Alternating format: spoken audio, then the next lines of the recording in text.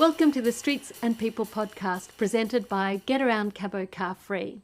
Get Around Cabo Car Free is a volunteer community movement advocating for more transport options for people who can't drive in Caboolture and Morayfield in Queensland. In today's podcast, we'll be covering one of these three broad topics. It might be Road Rules 360, where we discuss Queensland's road rules, the legislation, the design for people walking, biking, in wheelchairs or on a scooter.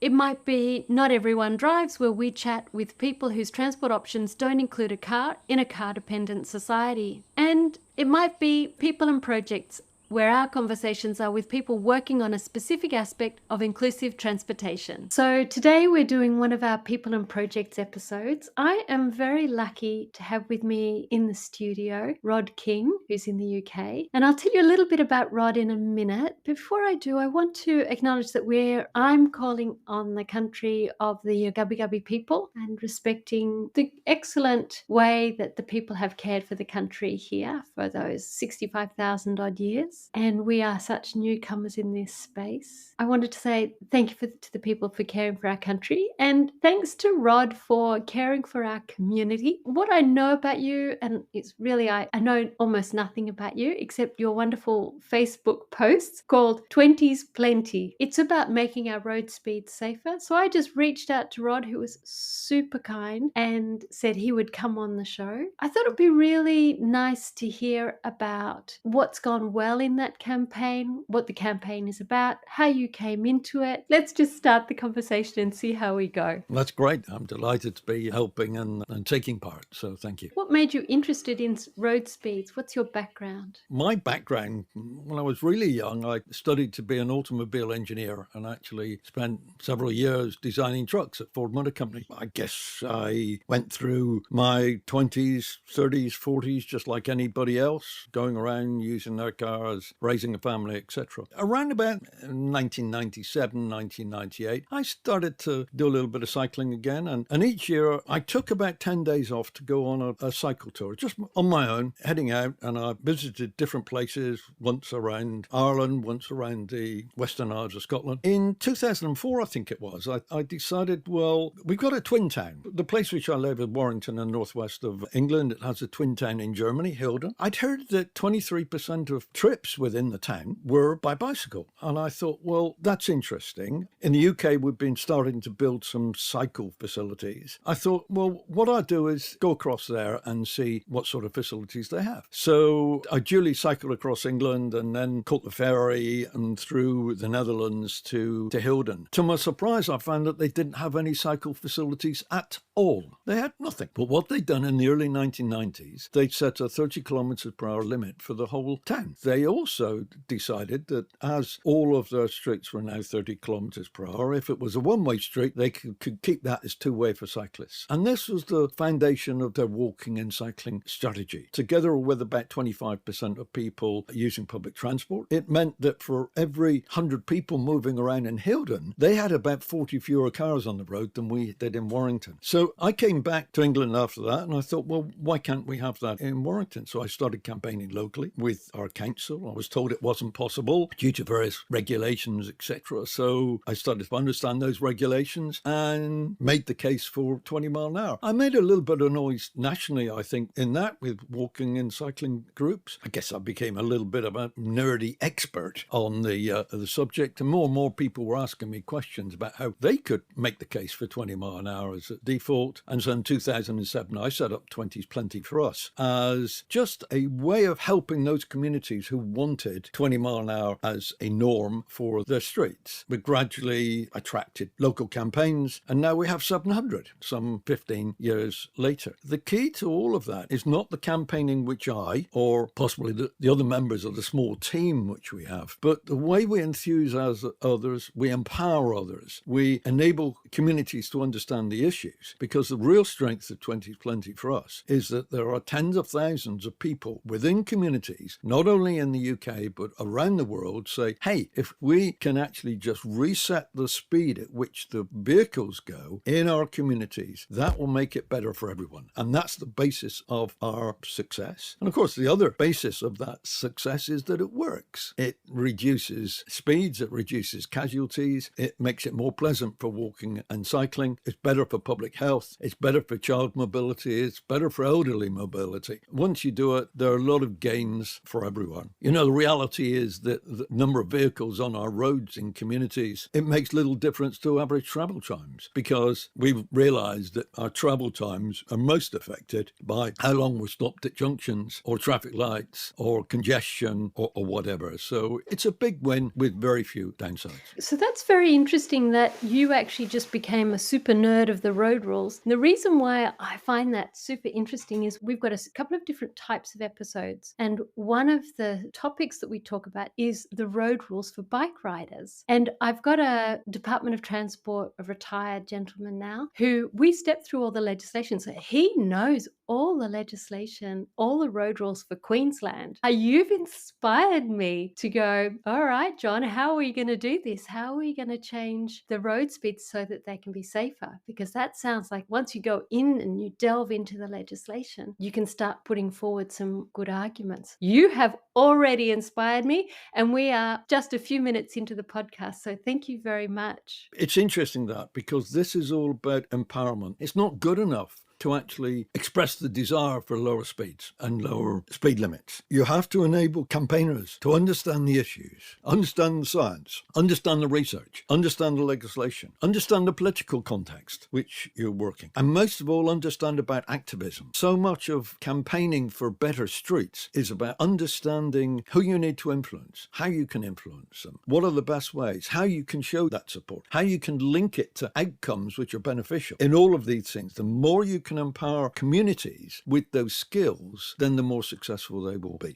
Just in regards to educating the community, not just bikes, on YouTube, he has fantastic videos. In the last couple of days, he released one which was about speeding. My husband and I watched it because I knew I was coming on today. And what I'm going to do for our listener is I'm actually going to put a link on the podcast so that you can find all that information, because I think it's a really important informational tool because he puts it there so clearly. I sit at home in my office and I live in a suburban area and the speed limit is 50 kilometers an hour. So you're talking about going from 30 miles an hour to 20 miles an hour, which is our equivalent of 50 kilometers an hour down to 30 kilometers an hour. Does that sound right? Yeah. 50 is 32 miles an hour and 30 is 18 and a half miles an hour. It's a slightly bigger reduction. 30 kilometers per hour has become the standard all over Europe in terms of getting that right balance. A lot of people quote statistics about the fatality risk of being hit at 30 kilometers per hour or 50 kilometers per hour. I prefer to look at it a different way. In the distance a 30 kilometer per hour car can stop, a 50 kilometers per hour car is still doing 40 kilometers per hour. So the difference is between, for that key distance away from identifying a pedestrian or a cyclist, it's the difference between missing them or hitting them at 40 kilometers per hour. And that's the biggest difference. We can all relate to that because we've all been in situations where we've just stopped in time. Often that's because we're going at a lower speed. When you travel at lower speeds, it gives everybody much more time and space in order to avoid collisions.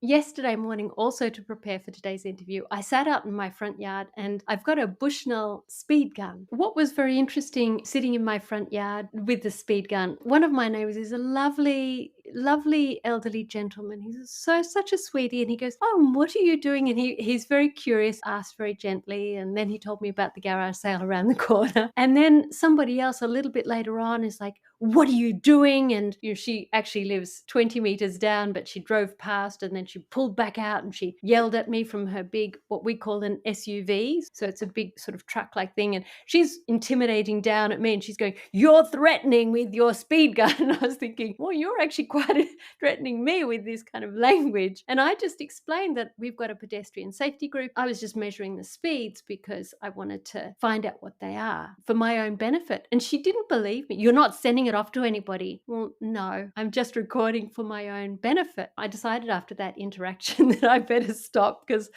Otherwise, somebody might come and, I don't know, cut down my trees or something. And so, what I discovered is that there were 14 cars in the space of half an hour. It's so often quiet here. I think this is crazy that you can't walk along here just because a car might be going at 50 kilometers an hour and gets aggressive if they go at 45 kilometers an hour. They just very aggressive. This is my space. So I thought I wanted to find out what the situation was here. And I found out that 3 cars, like I couldn't pick up a measurement at all. 6 cars were between 20 and 25 kilometers an hour. And then it just is one more going up every 5 increments. So there were 2 cars that were actually between 30 kilometers an hour and 50 kilometers an hour, and 2 cars that were above the speed limit that should have been coming down anyway, because that's the speed limit. It struck me that if you were driving legally, it would be hardly any effect on anybody's well-being. Now, that was at a particular intersection where people do drive more slowly, but I wondered what it is that makes people so angry that there's a real visceral thing when you say we're going to just make the road speeds safer for everybody so kids can walk, and this idea that I'm not going to be able to drive quickly. In your exploration of this journey, what have you found with this visceral sense of what I don't know what it is? I think you have to remember that we have had decades where we've been programmed to believe that on mobility, the car gives you freedom, the car gives you the ability to go and visit your parents, it enables you to go on holiday, all of these things. Car manufacturers have created environments within cars which are not utilitarian. They're very much about making you feel comfortable, making you feel warm or cool. They're about putting you in control. They're about protecting you with airbags and all sorts of safety features. They're about making you feel good because of your status. You've been able to afford this car, and it's a nice car. It says something about you in the community. This has been happening for decades. We almost develop a split personality. When we're in our cars, we see the world through the lens of the windscreen. To a certain extent, when we're in that position, anything which is outside of our control makes us uneasy. A big truck coming up behind you makes you feel uneasy.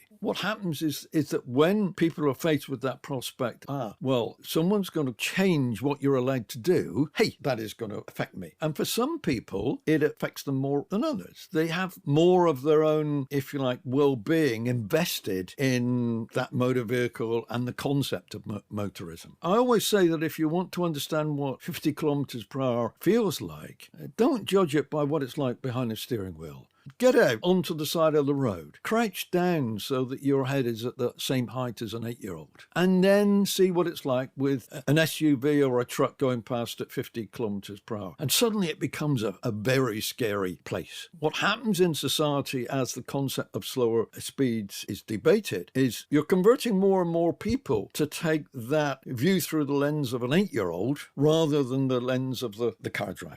That is the process which takes place in this debate about 20 mile an hour or 30 kilometers per hour limits. You still have a lot of people who see in those speed limits through their perception when they were behind a steering wheel and looking through the windscreen, but you gradually have more and more people saying, well, what about the child who wants to walk or cycle to school? What about the elderly person who wants to keep walking to the shops? What about people who just want to walk places? What about the noise for those people? What about the convenience? It's a process of transferring our personal perceptions about driving and speed from being decided from the experience of being behind the wheel to being outside of the vehicle and in the community. That's a challenge, right? Because a lot of people, when you discuss those slower speeds, they're still thinking about it from behind that steering wheel. And so it's a case of moving it away from your personal experiences as a driver and into the community benefits for the societal benefits as a whole, which will come from those slower speeds. And that's the real challenge which there is. It's always the case. Right. And I guess this is where 20 mile an hour and 30k limits, they're something which is very different from, say, creating a cycle path or a segregated facility. That doesn't impact on the motorist, but this does. It involves the motorist. And therefore, that debate has to include the motorist. That debate has to include the negativity which you get, and it has to deal with all of that. I love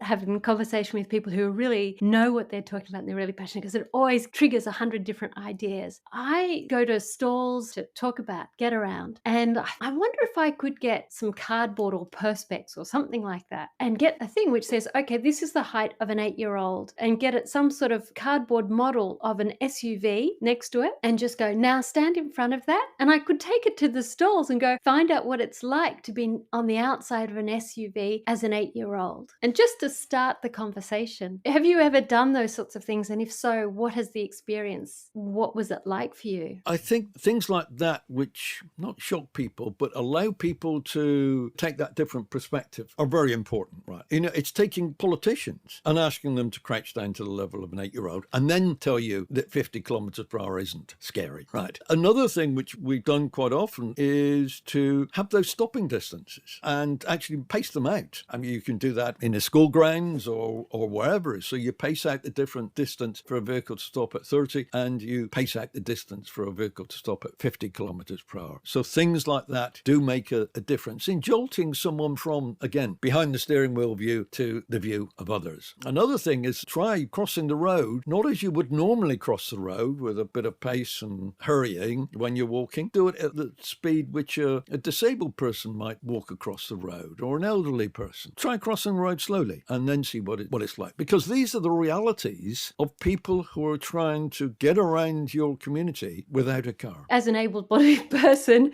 who's fully quick, even then it can be quite scary. At many of our pedestrian crossings, it's quite a challenging space. Now, I'm aware that Wales recently changed to 20 miles an hour everywhere across their suburban landscape. Wales is a country that's separate from England, and it's separate from Scotland, and that's also separate from the Northern Ireland. That's basically 4 separate countries in what's called the United Kingdom.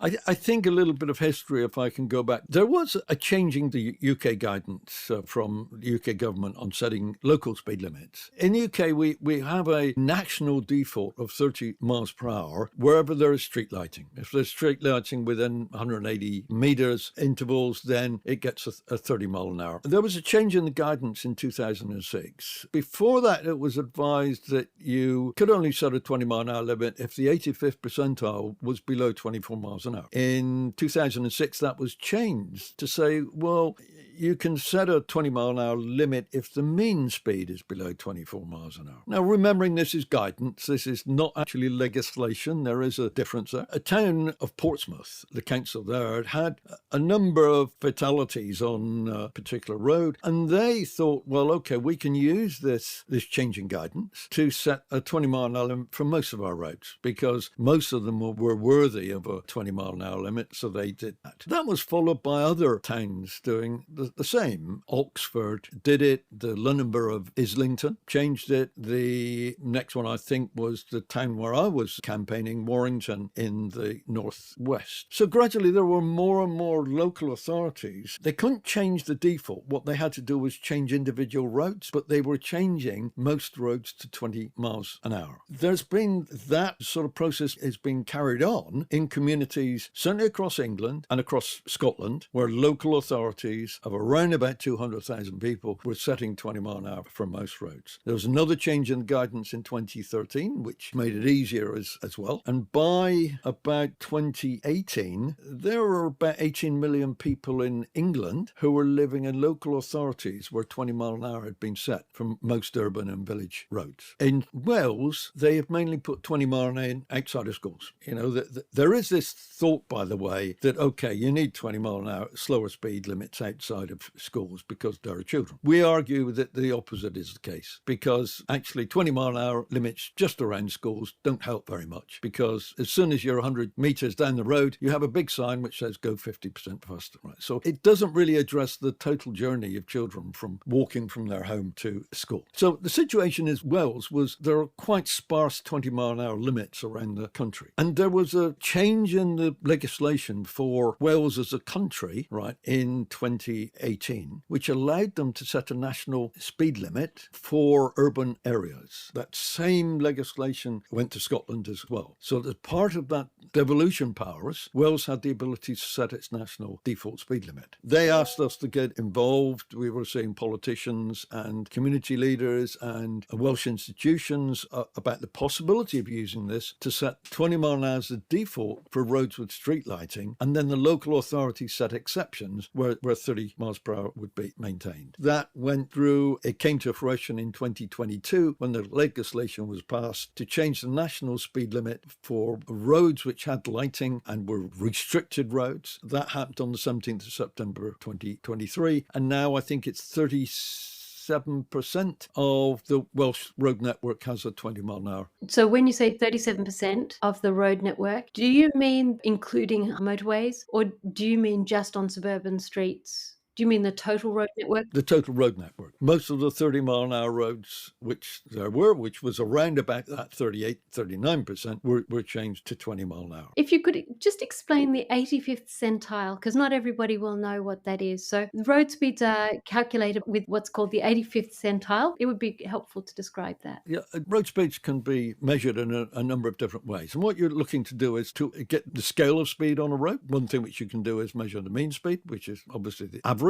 Another way which has been used as well is the 85th percentile, and that's the speed at which 85% of the vehicles are travelling at lower than that speed. So if you have an 85th percentile of, for example, 60 kilometres per hour, it means that 85% of the vehicles are driving at less than 60 kilometres per hour and 15% are driving faster than that. 85% will tell you what is the absolute maximum for 85%. It will also show you what is the lowest speed for the 15%. So you can consider whether it's really telling you what most people do or is actually defined by the 15% most non-compliant drivers. And I think there is a recognition now setting speed limits based on the 85th percentile is not good, because you're setting the speed limit based on that perception from within the car. And the idea that 85% of drivers think that they shouldn't drive faster than that speed is pretty irrelevant if you're an 8-year-old trying to get to school. What is the perception of somebody who is protected, who's someone who's in control, who hasn't any fear, right? Is that the best way to set a speed limit? Generally speaking, I think there is a move completely within road transport to say that we should set speed limits based on societal needs and benefits rather than adding up all the individual perceptions of drivers and somehow decided that's beneficial for the community, because it isn't. It's not the right way to do it. And it's a strange way, because the wider the lane, the wider the street, the faster people will go. But that doesn't necessarily mean that it's necessarily even good for the driver, because if you're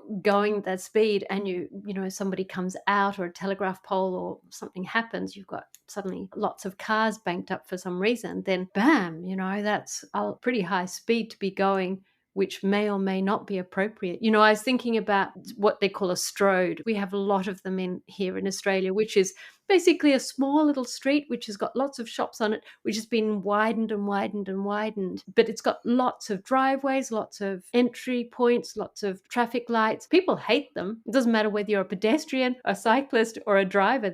Everybody hates those streets. But they put on these very fast speeds on those kinds of roads as well. And I think that's where it's also very problematic. Indeed, it's a mistake to think that the only beneficiaries of lower speed limits are the people walking and cycling, because what it's been found is that there are casualty reductions just as much for drivers and their passengers as there are for pedestrians and cyclists. In many of those stroads, as you call them, there are multiple conflict areas with drives, there are crossing for pedestrians, there are junctions, and all of these impact on the safety of those within cars as well as those outside. I think we're all realizing that we have become a little bit over-dependent on motor vehicles, and we polarize the benefits by having faster speeds for the people who are in cars. If we lower those speeds, it also has benefits for public transport and buses, because we're reducing the speed differential between passenger cars and buses, who have a lower speed anyway because of their repeated stopping and starting in order to pick up passengers. The other thing I was wondering is, If you're on a street and say you go from 50 kilometers an hour to 30 kilometers an hour, what is the time difference? Obviously, that depends on how long the street is. What is that difference in time? How to say to people, is 1 minute, 2 minutes, 5 minutes worth killing, your children? Repeated information which is coming back from where it's been set is we're talking about an average of a minute on a journey time. For some people, there will be absolutely no difference in journey times because going faster on a stretch of road will only get you to the queue at the next set of traffic lights a second earlier. You wait a second longer in that 50 kilometers per hour position rather than not having to wait if you've just been driving at 30 kilometers. For other people, it will be different. I mean, there will be a cross-section of people, and for some there may be a larger delay, but for most, no delay. And in some cases, actually, there is an improvement in journey times because the slower the traffic is moving, then the more it is easy and convenient for other cars to join that line of traffic at junction points and so on. You can get an effect by lowering the speed. You can increase the throughput and reduce the total journey time. So it's a little bit mixed, but it's certainly not the 33% increase in journey time, which some people automatically assume. I've been seeing the occasional newspaper article about a bit of a backlash against 20 miles an hour in Wales and some places in England. How do you manage that? Has there been much? Is it just a lot of hoo-ha? How real is it? Well, it is real and one should expect it. British government has done successive transport attitude surveys over the years, and one of those questions is, do you believe 20 mile an hour is the right speed limit for residential roads? And around about 70% of people say yes. About 15% of people say no, it isn't. So if you just think, if we got 15% of people in the community saying no, 20 mile an hour isn't right for residential roads, or I want 50 kilometers per hour for residential roads, then when you make a change which says the speed limit for residential roads is now 30 kilometers per hour, you can expect those 15% of people to say, hey, that's not a good idea. We object to that. We're quite safe. I'm quite safe driving at 50 kilometers per hour. This is the nanny state. Teach your children to cross the road safely. These are all the problems, right? But it's not the 50 kilometers per hour limit. So expect it. And that's where it needs courageous politicians, because quite often those people who are objecting to the 30 kilometers per hour will object quite loudly, and they can seem to be a very vocal force. But when you go and ask those people outside of the shops, outside of the schools, outside of their houses, you ask them the question when they've got a 30 kilometers per hour limit. You ask them that question, do you think your street would be made better if we increased the speed limit by 20 kilometers per hour? And no one ever comes back and says, no, faster speeds on our road. That's what we really need to make it better. Faster speeds on our high street. Yeah, let's have some of those because it will really make our shopping experience so much better. And for kids coming out of school and walking all the way home, yeah, let's have faster streets because that will really make them want to be in this high buzz, fantastic, action-packed road network as they negotiate their way home from school. Yeah, once they've got lower speed limits, most people want to hang on to them. So expect opposition, expect a lot of myths, praise your courageous politicians because they need help, right? They need to understand and they need empowerment to know this is something which in the end will be welcomed and will become the norm. And politicians have told me that when they did put in 20 mile an hour limits, they had a lot of opposition. But in the end, people came back and praised them and they said, this was one of the most popular interventions I ever made as a politician, was to deliver slower speeds on people's streets. That's a great note to start to think about winding it up. Before we go, I wanted to ask you, how did you get your OBE? Do you have an OBE? It's an MBE, and the MBE was given for services to road safety in 2013. So I was delighted to receive that. Well done. So that's the same here as an Order of Australia. So that's fantastic. Congratulations. Definitely wonderful. Anything else you would like to add before we close out? I think that to remember that 30 kilometers per hour is becoming the global norm. We go to so many places. It's all of inner London, right? It's all of inner Paris. It's all of inner Brussels, right? 28 million people in the UK now live in places where 20 mile an hour exists for most urban village streets. The whole of Spain, it's a 30 kilometers per hour default. New York City is setting a 20 mile an hour for most of its streets. Ireland is planning a 30 kilometers per hour default. You go to Scandinavian countries, it's 30 kilometers per hour in all the towns and villages. Even Amsterdam, as you saw in the video, with all of those cycle lanes and facilities, is saying let's have 30 kilometers. And yes, there will be regional differences. You'll have to have a look at your stroads and say, how can we make them better? How can we change their look and feel? How can you get the people outside of the car into the planning and the transport decisions being made? And as soon as you take that wider perspective, then you'll find the only logical conclusion is that where there are people mixing with motor vehicles and those people are walking or cycling, there should be a 30 kilometers per hour limit unless there is clear evidence that a higher speed limit is appropriate and safe. You know, it's good to see what is beginning to change in Australian communities. I mean, I see it happening in Yarra. It's gradually taking shape. The transport professionals in Australia as well are actually talking much more about 30 kilometers per hour. I look at that a lot in LinkedIn, in that transport professional network, and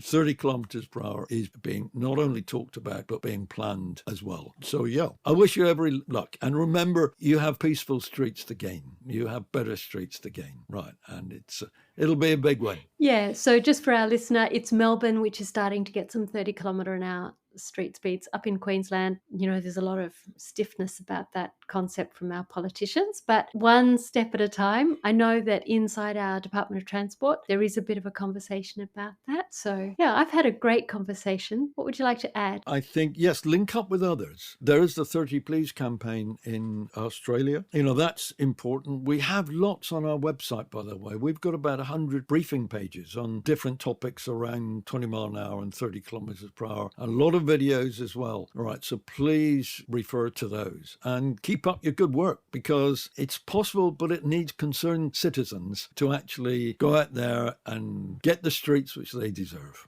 Thank you very much. That's wonderful. And thank you very much for just taking the time out and responding to a community request. You know, we're small and we're just starting out. So it feels very special to have had you on the show and to be talking about this, you know, for everybody, really. So thank you very much. Thanks for enjoying Streets and People, presented by Get Around Cabo Car Free. We publish our podcast regularly at the usual places and on our website, where you can find out more about us. getaroundcabocarfree.com.au. That's www.getaround, get around, that's pretty straightforward. Cabo, C-A-B-O, that's short for Caboolture. Car Free, C-A-R-F-R-E-E. There's no hyphen in that. .com.au. Our theme music is The Thief on AM Sound, which is just like our cars on our streets, always stealing the space. So let's stop that thief.